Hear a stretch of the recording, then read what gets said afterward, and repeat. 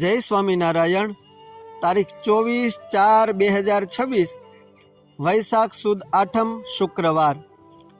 એક સમયે મેઘપુરમાં ગુરુદેવ શ્રી રામાનંદ સ્વામી તુંબડી હાથમાં લઈને કૃષ્ણ ભાટની વાડીએ નાવા પધાર્યા। તે સમયે કૃષ્ણ ભાટ એમ બોલ્યા કે સ્વામી, ઓણ તો ઉનાળું જાહેર બગડી છે, તે છોકરા જાહેર વિના રહેશે। ત્યારે સ્વામીએ તુંબડીનું જળ ઝાડને છાંટ્યું ને બોલ્યા છે, તારી જુવાર આખા ગામની જુવાર કરતાં સારી થશે, પણ આવતા ચોમાસામાં વરસાદ ઘણો છે, માટે જટ લણી લેવરાવજો। એમ કહીને કૃષ્ણ ભાટની ઘોડીએ બેસીને રામાનંદ સ્વામી ગામ ભાડેર ગયા। તે પાતાળભાઈ ઘોડી લઈને સ્વામીને તેડવા આવતા હતા। તે માર્ગમાં ભેળા થયા। ત્યારે રામાનંદ સ્વામીએ કૃષ્ણ ભાટને ઘોડી સહિત પાછો વાળ્યો। તે વખતે રામાનંદ સ્વામીએ વારંવાર ભલામણ કરતા કૃષ્ણ ભાટને એમ કહ્યું છે, જાતા આવે ઝાર લણી લઈને ઘરમાં ઘાલી દેજે ને કડપ પણ ઘરમાં ઘાલી દેજો। ત્યારે તેણે પણ સ્વામીના કહેવા પ્રમાણે ગામમાં આવીને કર્યું। પછી વરસાદ બહુ વરસ્યો।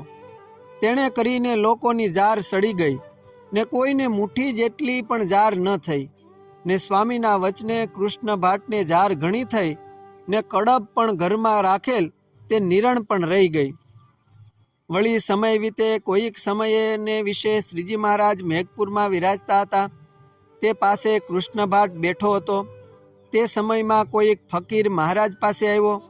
તેને મહારાજે કહ્યું, જે આવો સાંઈ, तुम्हारी बगल में क्या है? ત્યારે તેણે કહ્યું, જે કુરાન है। ત્યારે મહારાજ બોલ્યા, જે आ हमारे पासे बैठा है सो साईं है ने खलबल सा इसका नाम है ने कुरान पढ़े है। ત્યારે તે સાંઈ કૃષ્ણ ભાટ સામું જોઈને મુખ મલકાવતો કહે, यही गभरू कहाँ कुरान जाने।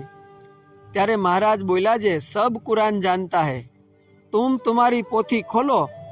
પછી તેણે પોથી છોડી એટલે મહારાજ બોલ્યા, જે બોલ ખલબલસા। ત્યારે તે કૃષ્ણ ભાટ તો કડકડાટ કુરાનના કલમા બોલ્યો ને ફકીર પાના ફેરવવા માંડ્યો।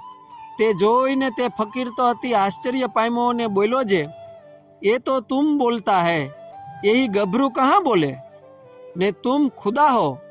એમ કહીને તે શ્રીજી મહારાજને પગે લાગીને ગયો। એમ એ વખતે શ્રીજી મહારાજે કૃષ્ણ ભાટ પાસે કુરાનના કલમા અને હદીસો બોલાવી। અસ્તુ જય સ્વામિનારાયણ।